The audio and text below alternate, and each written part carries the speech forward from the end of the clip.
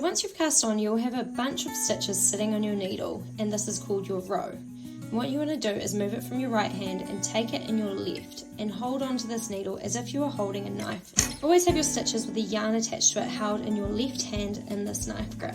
And what you want to do is take your right hand needle, insert it into the first stitch on this needle from the front to the back, moving from right to left.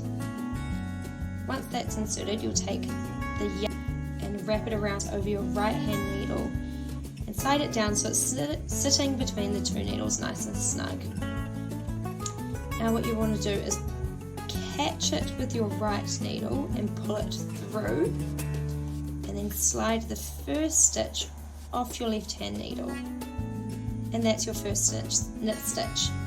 Now you want to repeat this one again. So you'll insert it from the front to the back of your left hand needle, wrap your yarn around, pull it through and slide it off your left hand needle.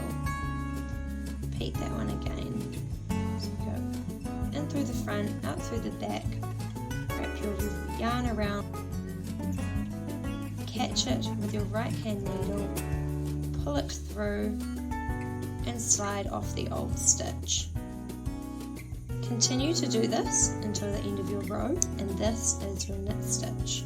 When you knit every single stitch on every single row, you'll create a fabric, and the patterned fabric looks like this. It's kind of bumpy, and this is what we call a garter stitch. When you get to the end of your row, you will continue knitting to the very last stitch, transferring all of your stitches onto your right hand needle, and when you get to the end, what you will do is you will turn your work over and start again, swapping needles in each hand, and back to the beginning. So that was the knit stitch, and this is what your garter stitch looks like.